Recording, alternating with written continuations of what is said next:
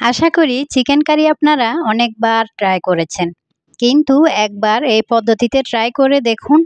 এর স্বাদ একদমই অন্যরকম হয় আর খেতেও কিন্তু অসাধারণ লাগে। খুব সহজ ও সিম্পলভাবে আজকের এই রেসিপিটি করে দেখানোর চেষ্টা করেছি।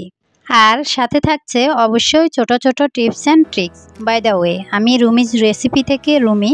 আজকে আপনাদের সাথে শেয়ার করব চিকেন কারি রেসিপি। প্রথমে আমি এখানে দেশি চিকেন নিয়েছি 1 কেজি পরিমাণ। আর চিকেনগুলোকে এরকম একটু বড় সাইজের করেই কেটে নিতে হবে, এতে করে ভিডিওতে একটু সুন্দর লাগে। আর এই চিকেন কারির জন্য এরকম হলে ভালো হয়। এখানে আমি ছোট সাইজের 6টা আলু নিয়েছি। আলুর খোসা ছাড়িয়ে খুব ভালোভাবে ধুয়ে পানিতে ভিজিয়ে রেখেছি, এতে করে কালো হয়ে যাবে না। আপনাদের যদি বড় আলু হয় সেক্ষেত্রে 2 পিস করে নেবেন, আর ছোট সাইজের হলে অ্যাজ ইট ইজ রেখে দিতে পারেন। এখন চুলায় একটা কড়াই বসিয়ে দিয়েছি, এর মধ্যে 3 টেবিল চামচ সরিষার তেল দিয়ে গরম করে নিয়েছি। তারপর এর মধ্যে আলুগুলো দিয়ে দিয়েছি। এখন আলুগুলোকে খুব ভালো করে ভেজে নিতে হবে, আর ভাজার সময় অবশ্যই একটু লবণ আর হলুদ দিতে ভুলবেন না। এতে করে আলুর কালার খুব সুন্দর হবে আর আলুর মধ্যে লবণগুলো ডুববে।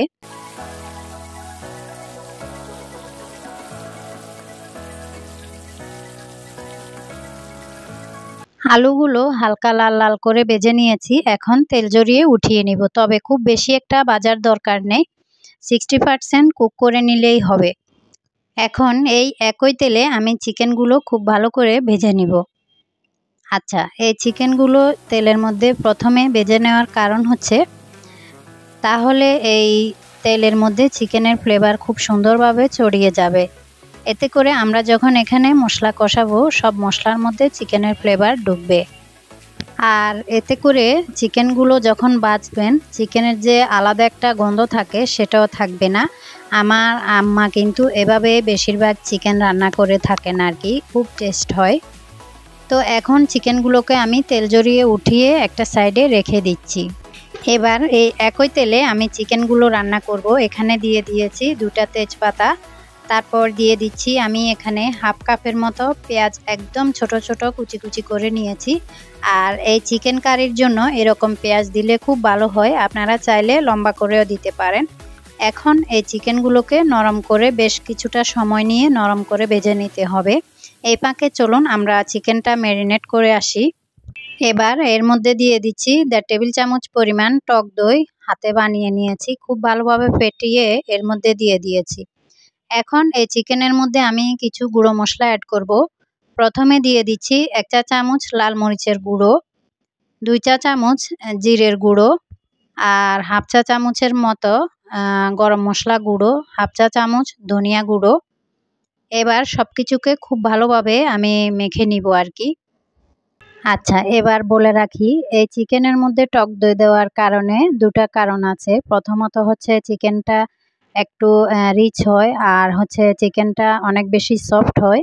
আপনারা অবশ্যই এখানে টক দইটা দেওয়ার চেষ্টা করবেন। এখন এগুলোকে খুব ভালোভাবে মিশিয়ে নিয়েছি। মাখানো হয়ে গেলে এর মধ্যে সামান্য স্বাদ মতো লবণ দিয়ে আবারও মিশিয়ে নিচ্ছি। তো এ ফাঁকে আমরা আমাদের পেঁয়াজ চেক করে নিচ্ছি। এ ফাঁকে কিন্তু পেঁয়াজ একদম পুরোপুরি নরম হয়ে ভেজে গিয়েছে। আমি চুলার আঁচ একদম লো হিটে রেখেছিলাম।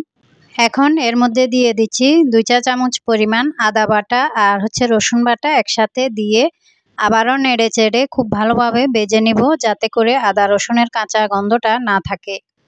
এবার এর মধ্যে আমি হলুদের গুঁড়ো দিয়ে দিচ্ছি 1 চা চামচ পরিমাণ। আপনারা নিশ্চয়ই খেয়াল করেছেন আমি চিকেনের মধ্যে কিন্তু হলুদের গুঁড়া দিই নাই। আর এই তেলের মধ্যে হলুদের গুঁড়ো দিলে খুব সুন্দর একটা কালার আসে আর কি, তাই তেলের মধ্যেই দিবেন। এখন দিয়ে দিচ্ছি 2 চা চামচ টমেটো সস, এটা বাজারের কিনা। আপনারা চাইলে এখানে টমেটো পেস্ট করে দিয়ে দিতে পারেন, তাহলেও হবে। তো টমেটো দিয়ে খুব ভালোভাবে মশলার সাথে কষিয়ে নিয়েছি। যখন খুব ভালোভাবে কষানো হয়ে যাবে, তেল মশলা থেকে আলাদা হয়ে আসবে, সেই পর্যায়ে আমি ভেজে রাখা আলুগুলো দিয়ে দিব। দেখতেই পাচ্ছেন তেলগুলো কিন্তু আলাদা হয়ে গিয়েছে মশলা থেকে। এবার আলুগুলোকে 2 থেকে 3 মিনিটের মতো মশলার মধ্যে খুব ভালোভাবে কষিয়ে নিতে হবে, যাতে করে একটু সিদ্ধ হয়ে আসে।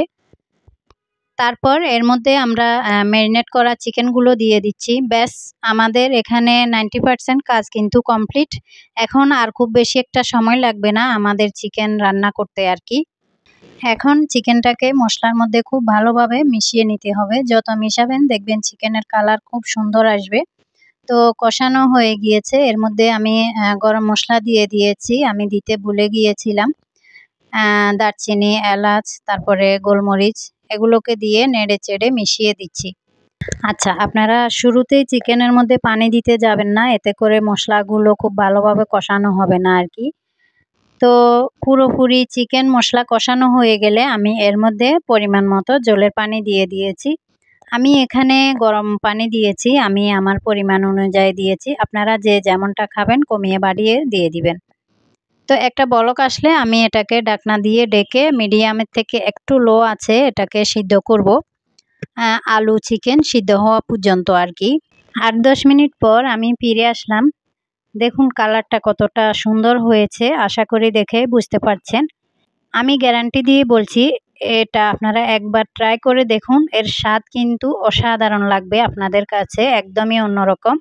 তো আমি কয়েকটা কাঁচামরিচও দিয়ে দিয়েছি লাস্ট মুহূর্তে যাতে করে খুব সুন্দর ফ্লেভার আসে। ১০ মিনিট চুলার উপরে চুলা বন্ধ করে রেখে দিয়েছি যাতে তেল উপরে উঠে আসে। তো দেখতেই পাচ্ছেন তেল উপরে উঠে এসেছে। ব্যাস তৈরি হয়ে গেল আমাদের খুবই কালারফুল একটা চিকেন কারি রেসিপি। আশা করছি দেখে বুঝতে পারছেন কতটা সহজ এই চিকেন কারিটা বানানো। রেসিপিটি ভালো লাগলে প্রতিবারের মতো কমেন্টের মাধ্যমে জানাতে একদমই ভুলবেন না। কে কোথা থেকে দেখছেন অবশ্যই কমেন্ট করবেন। আর যদি ফেসবুক থেকে আমার রেসিপিগুলো দেখেন অবশ্যই পেজটি ফলো করে দিবেন, একটা লাইক দিয়ে দিবেন। আজ তাহলে এখানেই বিদায় নিচ্ছি। আবারও খুব শীঘ্রই নতুন কোনো রেসিপি নিয়ে হাজির হব। সবাই ভালো থাকবেন, যে যেখানে থাকবেন সুস্থ থাকবেন, নিরাপদে থাকবেন। সবার সুস্বাস্থ্য কামনা করে আজকের মতো তাহলে এখানে বিদায় নিয়ে নিচ্ছি। আল্লাহ হাফিজ। আসসালামু আলাইকুম।